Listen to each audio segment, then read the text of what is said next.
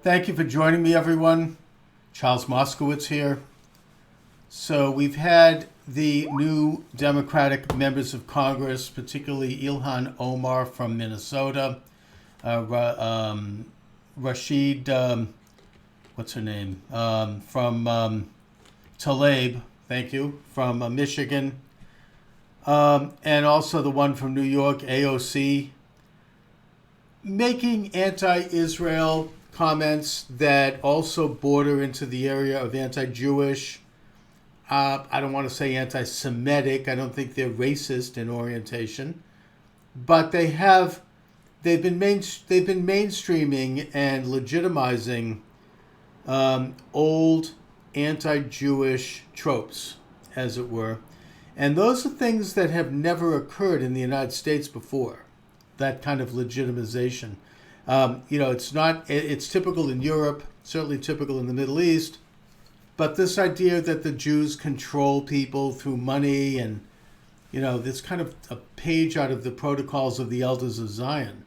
And to have a member of Congress talking about this.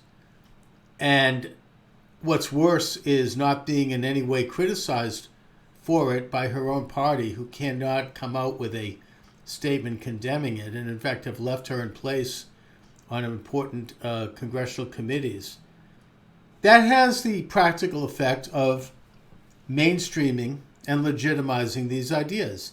Now, I want to address a couple of these things. First of all, it is perfectly fine and perfectly okay if they want to be anti-Israel. That's their right. I'm not, and nor am I trying to say that they don't have a right to say any of these things. But we have a right to respond to them, and I'm going to respond to them right now. As far as anti-Israel goes, Israel is a dynamic society. I mean, this is an area where I disagree with the analysis of Dr. E. Michael Jones, who is a scholar that I have a great deal of respect for. I've read many of his books, but I think he's way off base when he repeatedly says that the Jews don't have logos. We don't have, and the way he defines logos is a combination of faith and reason that he traces back to the ancient Greeks. Well, his claim that the reason Jews don't have logos is because we did not accept Jesus as the Messiah, and because our ancestors recommended that Jesus be crucified to the Romans, and therefore we killed the Messiah, and thus we lost our logos. I would point to the fact that this is obviously not true throughout history, but particularly not true in real stark proof if you take a look at the state of Israel. Israel is drenched with logos. I would recommend that Dr. Jones, who has been a world traveler and who has been to many countries and studied deeply in other societies, that before making a statement like that, he go to Israel. He spent time in Israel, not just as a tourist, but get to know Israelis and get to look at Israeli society. And what he'll see is a society that, as I say, is drenched in logos. It is a dynamic, real place that is filled with people who have creativity and energy and spirituality and faith, but also a great foundation of reason. It is a civilization that the world should be proud of, and that is living up to its creed of setting the stage for the coming of the Messiah, or in the case of Christians, the second coming of the Messiah. For that matter, in the case of Muslims, the coming of the Mahdi. I mean, Israel is the footstool of all of this. And part of the qualifications for getting there is for the Jews, the people of the book, to assume sovereignty there, as is commanded in the Torah, and to develop a society that is worthy of such an event.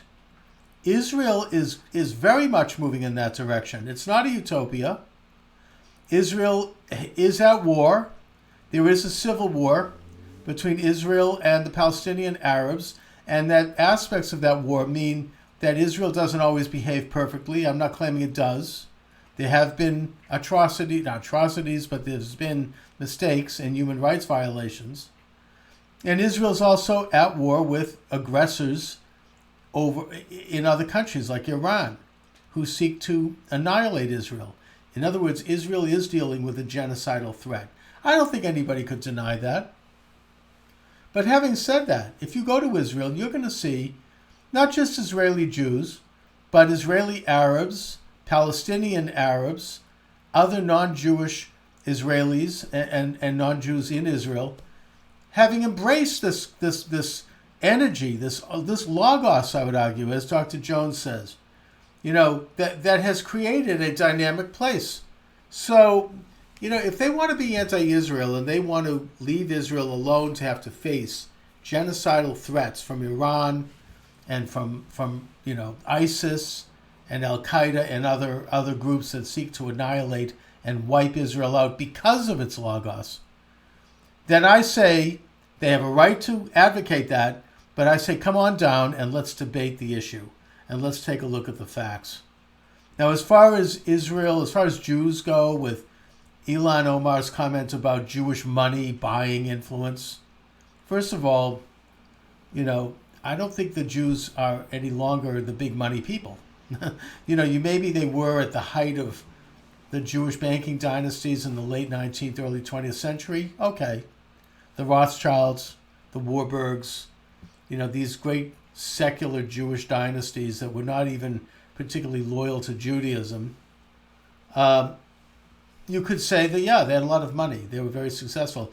And that Jews generally are more successful for a lot of reasons, frankly, because we have logos, because we strive to have strong families, and we value education, and we value success, and we have a sense of social justice. And also, in spite of classic stereotypes, Jewish businessmen, Jewish doctors, Jewish lawyers, they actually have, and I'm generalizing here, generally a very good standard of ethics and morality, better than average citizens, which is why people go to them, which is why they are looked to, which is why they are admired, and which is why they've been innovative and cutting edge in terms of advancing ideas of morality and ethics. Now, I could go deeply into the subject of how Judaism became poisoned by the false messiah Shabtai Zvi and his chief disciple Jacob Frank, and how this has led to a poisonous anti-God movement that has infected Judaism and that has infected the body. And E. Michael Jones brings this out by demonstrating some of the worst examples of people with Jewish backgrounds, such as American cultural figures like Philip Roth and Woody Allen, and I think he talks about Fritz Lewin, the psychologist, and the Frankfurt School, and Freud, and some of these other people who have Jewish backgrounds. But he's missing the point, and I would argue that their crimes against our culture and our politics is not because they're Jews. That's because they've rejected Judaism. They've rejected God. They're at war with God. And the same could be said with Catholics and Protestants, who likewise have been very sinister figures. All right? And we could certainly go through a list of them. So the locus is not on the Jewish covenant, which is forever, according to none other than Jesus of Nazareth himself, who, according to the book of Matthew and the book of Acts, is attributed to having stated that the covenant between the Jews and God is forever. All right? That doesn't negate his covenant. I happen to be a believer in the dual covenant theory, even though I don't think that's ever going to be accepted by a majority of either Jews or Christians. But to me, when I look at the story of Jesus and the story of his ministry and how it has brought the Torah to the world, I have to conclude that this was divine and that this was part of a broadening of the Mosaic covenant. Whether or not he was the Messiah is another question. That's a Christian question. It's not relevant to me as a Jew, but what I do observe is that covenant, that ministry that Jesus launched, and the religion that emanated from it has brought the Torah and its moral and ethical precepts to a large portion of the world. And for that, I think that you could say that this is a new covenant and that he was certainly messianic as a figure, if not the Messiah, which, again, I don't cross that bridge. But, certainly at least one of the greatest human beings to ever walk the face of the earth. But getting back here, The money is no longer in the hands of the Jews. We're successful, we're middle class, upper class, but I would argue that in this day and age, the big money is actually with both the far left, the top 1%ers, which are left-wing and which are predominantly not Jewish, not that it matters, and Asians, Chinese, Japanese, Taiwanese, Indonesians, not to mention super wealthy people from the Middle East, from the Saudi Arabians, the Saudis. And right here in our own hemisphere, you go to Mexico, you have huge wealth held by Carlos Slim comes to mind. I mean, you've got these enormous concentrations of wealth in the hands of a very few, if not one person. That's where the money is now. I mean, if you want to criticize that, and I don't. But if they're going to make conspiracy theories about Jewish money, they're a bit outdated. Let's put it that way. And I think they need to be challenged on the face of it. And as far as there being a Jewish conspiracy, I would argue that the conspiracy is within Judaism. We are struggling internally for our own soul, and that conspiracy began with the false messiahship of Shabtai Zvi. Again, a subject I've gotten into in previous discussions of Beyond the Scope today. But I just want to point out, in conclusion, that while I respect the right of Ilan Omar and these others to weave anti-Jewish conspiracy theories and to oppose Israel, I think the best remedy is to meet them on the field of ideas and to challenge them in reasoned and dispassionate debate. If I had been around doing this in the 1930s, I'm sure I would have tried to interview Adolf Hitler and his Nazi henchmen and other Nazi sympathizers, because I want to call them out. I want to expose them. I want to smoke them out and try to bring to the light of day exactly what it is that they do believe, what it is that they do advocate.